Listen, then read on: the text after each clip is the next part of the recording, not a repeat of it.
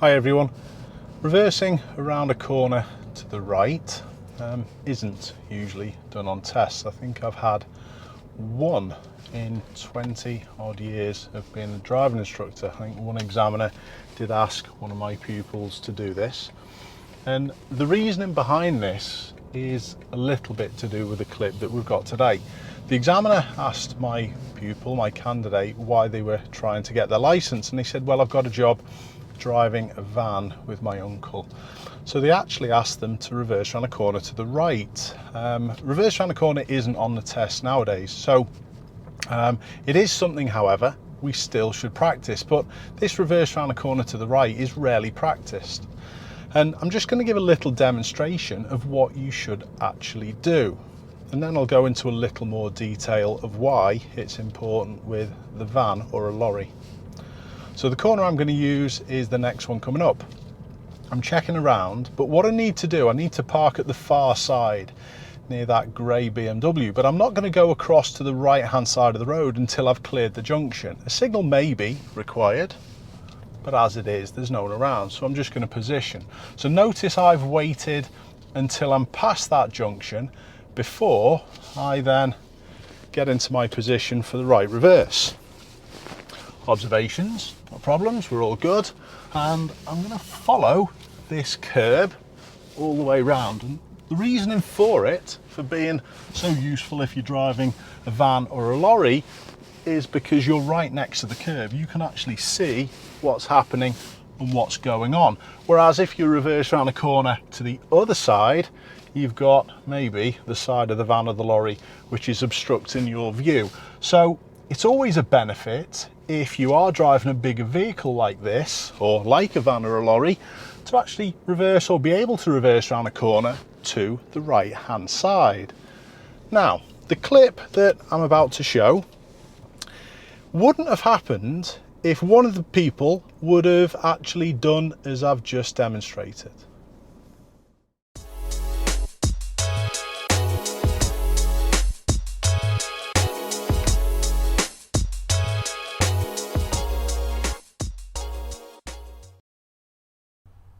My camera was exiting where he lives from his cul-de-sac, and shortly he's going to turn left onto North Street in Romford.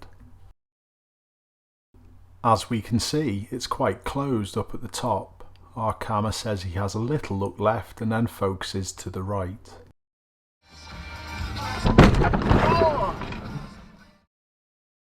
Even though the lorry wasn't reversing into this cul-de-sac, he should have stayed on his left side of the road until he was clear of it.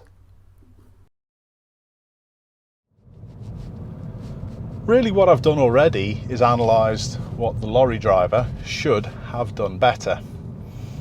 Lorry drivers and van drivers do have to have that skill of being able to park next to a curb on the right and reverse around a right-hand corner, because their view isn't as good reversing around the left. So it's really, really important for them to have that skill. But like I said, the main mistake that the lorry made was crossing over to the opposite side of the road before they'd cleared the junction. So what actually happened after that? Well, this incident was reported. It was obviously reported to the insurance because the car was a right mess. There wasn't much left of the front of it, to be honest. But it was reported to the police, and the police actually made the lorry driver go on a driver awareness course, which I totally agree with. They need to take more responsibility for driving a big vehicle. But the insurance actually took a different opinion. And the insurance from Arkama actually said Arkama was at fault, which I also agree with. Arkama emerged effectively onto a road where the cars in front of that giveaway line have the priority over him, so it's irrelevant whether they're on the wrong side of the road or not. And most people get a little bit confused by this, and it's quite interesting for me that the police took a different view than the insurance, but it really sums up what I always say. There's always a little bit of blame attached from both sides. So yeah, Arkama's insurance had to pick up the bill. Now, what could Arkama have done a little bit better? Well, excuse me over one of my favourite bridges a second. What could have our camera done a little bit better? Well, main thing were his observations, or lack of observations, to the left when he was emerging, and that's the main cause of the collision, and that's why the insurance said that he was at fault.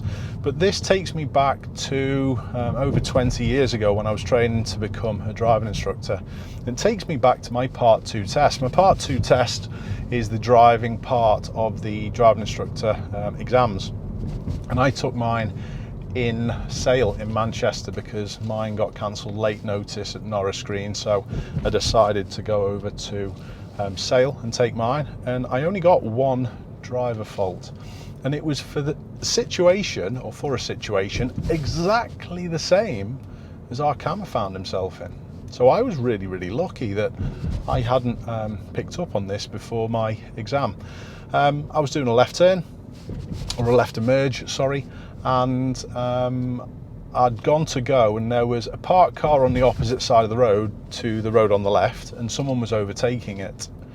And I'd looked to the right, it was clear, started to go, and I only looked left as I started to go, and that's the fatal mistake, and it's the same mistake that our camera made. If that happens, most of the time you're going to get away with it, but there obviously are going to be situations like we've seen in the clip that you won't get away with it. So, how many of my viewers do this without realising they do it? I would probably say quite a large percentage. If you're unsure, I'm going to give you a little bit of a challenge. The next time you're driving, next time you're doing a left emerge, just be conscious of actually where you're looking before you get to the giveaway line, because most of the time people just check it's clear. They don't think of that danger of maybe a lorry on the wrong side of the road, or a motorbike overtaking someone, or even a pedestrian crossing. So it's really important that you are conscious of looking in the correct places, and the minimum you should be doing for your observation is a right, left, and that's then going to allow our left emerge to be nice and safe. If we were driving in a different country, the observations should really be the other way round, but as long as you take effective observation in both directions before you emerge, you shouldn't have a big problem. I'll just have a quick look at this junction while I'm here and show you what I'm talking about. So have a look, all before I get here, right, left, and now I'm going to continue looking while I go. And if our camera had done that, it would have been good. So hopefully now, by seeing that clip and allowing me to talk about my experience on my Part 2 driving test, you'll understand a little bit more about how this clip came to be and the dangers of it. I always say that speed and observations do tie in. Make sure you're slow enough to fit in that minimum look of right, left, and you won't go wrong. I hope that makes sense. I hope it helps. Keep safe, and I'll see you all soon.